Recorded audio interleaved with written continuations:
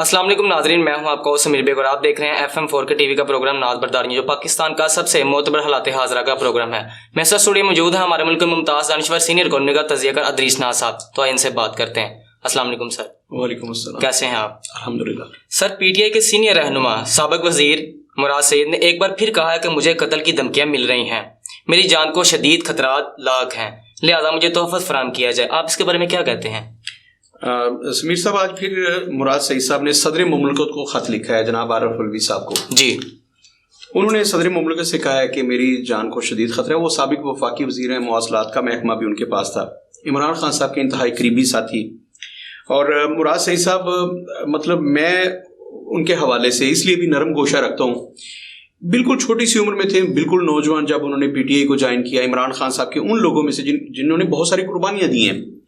اور یہ مراد سعید صاحب وہ ہیں جن کی فیملی تک کو بدنام کیا گیا، ان کی سسٹرز کا نام لیا گیا، عمران خان صاحب کے ساتھ خود ان کو بدنام کیا گیا۔ جی، تو مراد سعید صاحب کی PTI کے لیے بہت ساری قربانی ہے۔ مطلب اس سے بڑی قربانی کیا ہو سکتی ہے کہ ان کی ناموس پر دھبے لگائے گئے، ان کے کریکٹر کو برا بلا کہا گیا اور عمران خان صاحب کے ساتھ ان کو نتھی کیا گیا۔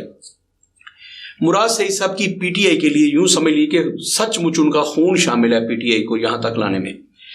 مراد سعید صاحب اب جو انہوں نے خط لکھا ہے صدر مملکت کو، اس میں انہوں نے لکھا ہے کہ جناب صدر مملکت، ان کے پاس، کیونکہ وہ کہتے ہیں کہ میرے پاس شواہد ہیں، ارشد شریف صاحب کے جو قتل ہوا ہے نا، جو شہادت ہوئی ہے، وہ کہتے ہیں کہ میرے پاس اس کے ثبوت موجود ہیں کہ کن لوگوں نے ارشد شریف صاحب کو قتل کیا۔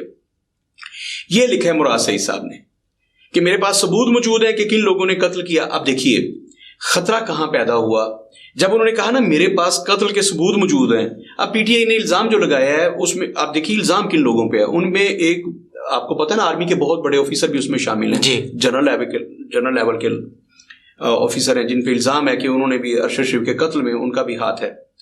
اچھا، اتنے بڑے نام ہے اس میں۔ انہوں نے کہا مراد سعید صاحب نے بار بار، یہ تو آپ اہل مجھے مار والی بات ہے، وہ کہتے ہیں میرے پاس ثبوت موجود ہے۔ ارشد شریف صاحب کا قتل جو ہے آج تک اس کا سراغ نہیں ملا۔ اچھا، میں عرض کرتا ہوں، میرے تو بھائی ہیں، میرے صحافی بھائی ہیں، میری برادری ہے، میں نے کبھی بھی یہ نہیں کہا کہ میں فلاں برادری سے ہوں، مجھے اس بات پہ فخر ہے کہ میں صحافی ہوں۔ جی، ارشد شریف صاحب، بھائی آپ کی پسند اور ناپسند الگ ہو سکتی ہے، ارشد شریف صاحب وہی ہیں، وہ عمران خان صاحب کے سب سے بڑے نقاد تھے، سب سے زیادہ پروگرام انہوں نے عمران خان صاحب کے خلاف کیے ہیں ارشد شریف صاحب نے۔ اچھا، جب وہ ارشد شریف صاحب عمران خان صاحب کے خلاف پروگرام کیا کرتے تھے تو ان لوگوں کو بڑے پسند تھے۔ وہ ارشد شریف صاحب بہت اچھا صحافی تھا، بہت بڑا صحافی تھا اور اسے بڑا دیانتدار صحافی سمجھا جاتا تھا۔ لیکن جب وہ عمران خان صاحب کے بینر تلے چلے گئے اور وہ سمجھنے لگے کہ PTI کو سپورٹ کرنا ہے، میں نے عمران خان صاحب کے نظریے کو سپورٹ کرنا ہے، میں بار بار کہتا ہوں کہ مجھے کسی کے نظریے سے کچھ لینا دینے نہیں ہے، نہ میں عمران خان صاحب کے نظریے کے ساتھ کھڑا ہوں، نہ میں مسلم لیگ نون کے نظریے کے ساتھ، میں بینظیر بھٹو کے نظریے، ذوالفقار علی بھٹو صاحب کے روٹی کپڑا اور مکان کے ساتھ نہیں کھڑا ہوں، کیونکہ ان لوگوں نے اپنے نظریات، اپنے چورن بیچ کے لوگوں کو بیوقوف بنایا ہے، انہوں نے دیا کچھ نہیں ہے۔ خیر، اس پہ تو ہم پروگرام کرتے رہتے ہیں۔ تو عمران خان صاحب کے نظریے کے ساتھ جب چلے گئے ارشد شریف صاحب، تو ارشد شریف کو پھر راستے سے ہٹا دیا گیا۔ ان کے ساتھ جو بھی ہوا ہے آج تک اس کے حقائق قوم کے سامنے نہیں آئے۔ 3 طرح سے رپورٹس جو ہیں سامنے آئی ہیں۔ ایک یہ بھی رپورٹ ہے کہ ارشد شریف اپنی گاڑی میں قتل نہیں ہوئے، انہیں قتل کر کے گاڑی میں رکھا گیا ان کی لاش کو، تو جس اینگل سے گولی لگی ہے ان کو، وہ کہہ رہے ہیں کہ گاڑی میں اس اینگل سے لگ ہی نہیں سکتی۔ پھر یہ بھی رپورٹ ہے کہ ان پر پہلے شدید قسم کا تشدد کیا گیا ہے۔ تو قوم کے پاس کب حقائق آئیں گے؟ ایک دنیا سے قیمتی جان گئی ہے، ارشد شریف اہم ہی بن جاتا ہے۔ اب ارشد شریف کو بچوں سے پوچھے، اس کی چھوٹی بیٹی سے پوچھے جو اپنے باپ کے تابوت کے ساتھ لپٹ کے رو رہی تھی، اس کا باپ تو دوبارہ نہیں آنے والا۔ ارشد شریف ایویں نہیں بن جاتا۔ اس لیول پہ جانا، اس لیول پہ محنت کرنا، صحافت کرنا اور پھر یہ عزت حاصل کرنا، یہ مقام حاصل کرنا بہت بڑی بات ہے۔ ہم سب لوگ جدوجہد میں، میں پچھلے 20-22 سال سے عملی جدوجہد میں ہوں، تو پتہ چلتا ہے کہ آپ کو رتی برابر نام بنانے کے لیے کتنی محنت، کتنے پاپڑ بیلنا پڑتے ہیں، آپ کے گھر والے آپ کے لیے کیا کیا قربانیاں دیتے ہیں، تب جا کے آپ اتنا سا نام بنا پاتے ہیں۔ ارشد شریف نے تو انٹرنیشنل سطح پر اپنا نام بنایا۔ تو خیر، ارشد شریف کو قتل کر دیا گیا، ایک قیمتی انسان جو تھی وہ ضائع ہوئی، وہ چلی گئی دنیا سے۔ ان کے بچوں کا کیا بنے گا، اس پہ تو ہم بہت سارا بول چکے ہیں، بہت سارے پروگرامز کیے۔ جی، اب جو حقائق تھے وہ قوم کے سامنے نہیں آ رہے، کیونکہ اس میں بہت بڑے بڑے نام شامل ہیں۔ ارشد شریف جب اس کا جو قتل ہے یہ کوئی چھوٹی بات نہیں ہے، اور اس میں جو کہا جاتا ہے، جو مراد سعید کہتے ہیں بار بار کہ اس میں بہت سارے لوگ موجود ہیں اور میرے پاس ثبوت ہے کہ کون کون اس میں موجود ہے. تو اس صورتحال میں تو مراد سعید کی جان کو شدید خطرہ ہے, اس میں کوئی شبہ نہیں ہے. اس کو اہم ہی نہیں لینا چاہیے کہ مراد سعید نے ایک شہرت حاصل کرنے کے لیے, بھائی اس نے کیا شہرت حاصل کرنی ہے, وہ پہلے سے معروف آدمی نہیں ہے. وہ بہت چھوٹی عمر میں ایم این اے بنا. پاکستان کے جو کم سن ترین ایم این ایز ہیں رکن قومی اسمبلی, ان میں سے ایک ہے مراد سعید. 25 سال کی عمر میں رکن قومی اسمبلی بن جاتا ہے, کیونکہ آپ کی ایج لمٹ یہی تھی رکن قومی اسمبلی کے لیے, تو وہ 25 سال کی عمر میں رکن قومی اسمبلی بن جاتا ہے. پھر پاکستان کی تاریخ کا سب سے وہ کم سن وزیر بھی ہے, وہ وفاقی وزیر. تو اس کے پاس جو اعزازات ہیں مراد سے, وہ کوئی اسے چھین نہیں سکتا. پھر میں نے عرض کیا, میں نے جہاں سے بات شروع کیا کہ پی ٹی آئی کے لیے جتنی مراد سعید کی قربانی ہے اتنی شاید عمران خان صاحب کی نہ ہو. تو مراد سعید نے اپنی ذات پہ لیا, اس پہ کیچڑ اچھالا گیا, اور پھر وہ ثابت قدمی کے ساتھ اس نے عمران خان کو نہیں چھوڑا. اس کے باوجود وہ عمران خان کا ساتھ آج بھی کھڑا ہے مراد سعید. تو میری ساری کی ساری ہمدردیاں مراد سعید کے ساتھ ہیں. آپ کسی کے نظریے کے ساتھ کھڑے ہیں اور اس استقامت کے ساتھ کھڑے ہیں. بھائی آپ دیکھیے نا, بہت سارے لوگ تو ہوا کا رخ دیکھ کے آئے تھے نا عمران خان کے ساتھ, جب انہوں نے دیکھا 2018 میں کہ اب حکومت اس کی بن سکتی ہے اور جرنیلوں نے فون کیے, تو پھر وہ گئے نا پی ٹی آئی میں. مراد سعید کو تو کوئی ایجنسی نہیں لے کے آئی تھی, وہ تو عمران خان کے نظریے سے متاثر ہو گیا. آپ کی عمر میں آپ سے بھی چھوٹا تھا وہ نوجوان, جب عمران خان کے نظریے کو قبول کیا اس نے, تو پھر وہ عمران خان کے بہت قریب ہوا, اس نے بہت محنت کی. تو وہ بندہ تو کوئی ایجنسی لے کے نہیں آئی تھی. اس لیے میری ہمدردیاں اس کے ساتھ ہیں کہ وہ خالصتاً عمران سے متاثر ہو کے, عمران خان سے متاثر ہو کے, اس کے نظریے سے, اس کے سیاسی فلسفے سے متاثر ہو کے عمران خان کے قریب پہنچا اور یہاں تک جگہ بنائی. پھر بڑی چھوٹی عمر میں وہ بندہ وفاقی وزیر بنا. اب جب مراد سعید صاحب یہ کہہ رہے ہیں کہ میری جان کو شدید خطرہ ہے, تو یہ اس بات کو لائٹ نہیں لینا. انہوں نے پاکستان کا سب سے بڑا منصب جو ہے وہ صدر مملکت ہے. ہر چند کے ہم نے اس صدر مملکت کو ہم نے ربڑ کی ایک سٹیمپ بنا رکھا ہے. تو جب پارٹی کا پریزیڈنٹ صدر مملکت بنتا ہے, سارے اختیارات اس کے پاس ہوتے ہیں. جیسے آصف علی زرداری صاحب بنے جب پریزیڈنٹ, تو اس وقت سارے اختیارات ان کے پاس سے. چیف ایگزیکٹو ایک نام کا رہ گیا تھا, وہ ربڑ کی سٹیمپ تھی. ان کے ساتھ یوسف رضا گیلانی یا جو بھی آیا, پرویز اشرف صاحب آئے, راجہ پرویز اشرف. لیکن جیسے ہی پارٹی کا پریزیڈنٹ جاتا ہے, ممنون حسین آتے ہیں, تو سارے اختیارات چیف ایگزیکٹو کے پاس آ جاتے ہیں. اس وقت بھی یہی ہے, پارٹی کے پریزیڈنٹ ہیں مسلم لیگ نون کے جناب شہباز شریف صاحب. میاں شہباز شریف صاحب کے پاس سارے اختیارات ہیں چیف ایگزیکٹو کے, اور صدر مملکت کا عہدہ اس وقت ربڑ کی سٹیمپ ہے. خیر, وفاق کی سب سے بڑی جو علامت ہے, سب سے بڑا جو سمبل ہے, وہ پریزیڈنٹ کا عہدہ ہے. تو انہوں نے پاکستان کے پریزیڈنٹ آف پاکستان کو لیٹر لکھا ہے اور ان سے یہ اپیل کیا کہ میری جان کو شدید خطرہ ہے, مجھے جان کا تحفظ فراہم کیا جائے. میرے خیال کے مطابق یہ خاتون ایک تھوڑی سی دلیری کریں, رانا ثناء اللہ کو بھی یہ خط لکھیں, وہ وزیر داخلہ ہیں, اور چیف ایگزیکٹو جو ہمارے ملک کے وزیر اعظم ہیں شہباز شریف صاحب, انہیں بھی ایک خط لکھیں.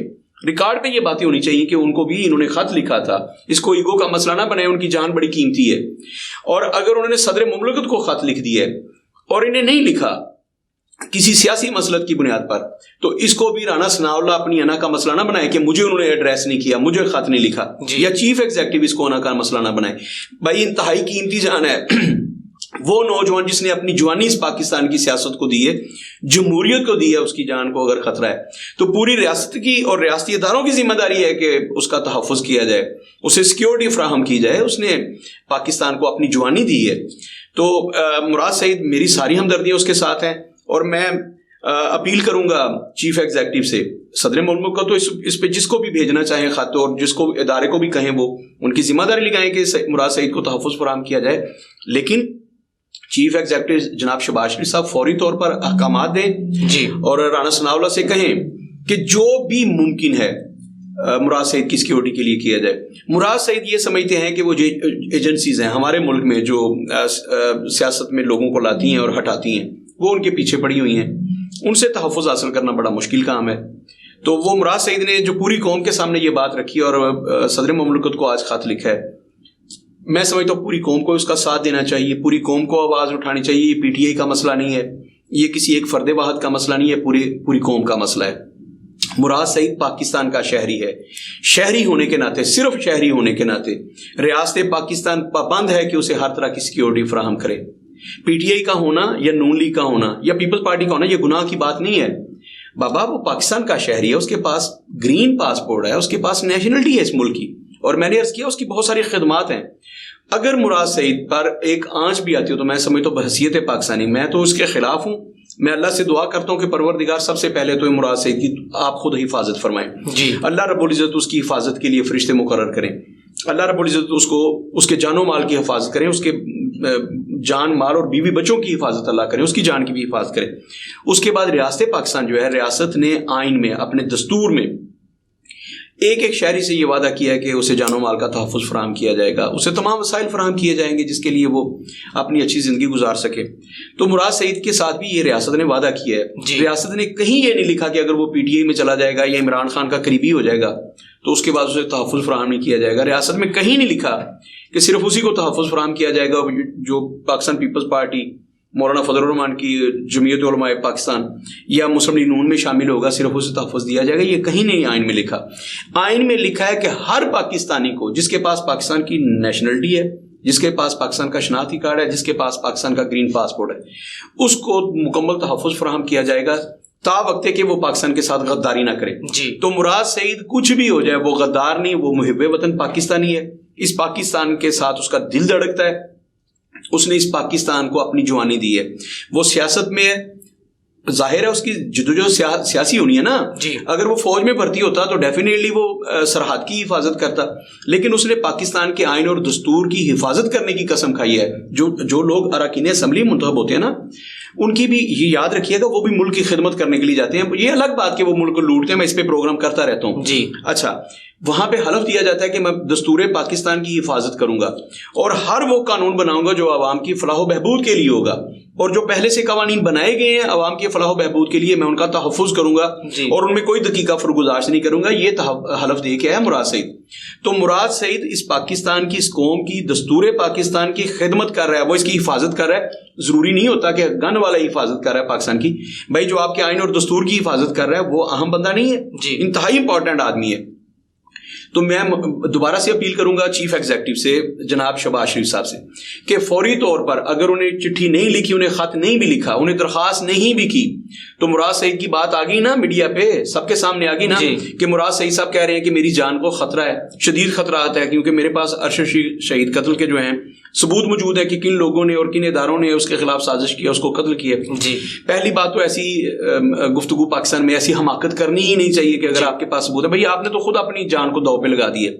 خیر, اگر ان کے پاس ثبوت ہے تو ایک تو صدر مملکت یہ کریں کہ انہیں ثبوتوں سمیت اپنے پاس بلا لیں اور انہیں کہیں کہ وہ ثبوت دیے جائیں, اور صدر مملکت وہ ثبوت جو ہیں وہ متعلقہ اداروں کو دیں کہ مراد سعید کے پاس یہ ثبوت ہے. جی. متعلقہ ادارے پھر پرکھیں کہ جو ثبوت مراد سعید صاحب نے فراہم کیے ہیں آیا وہ درست ہیں, پھر ان کی سمت میں وہ تفتیش کا دائرہ بڑھائیں. جی.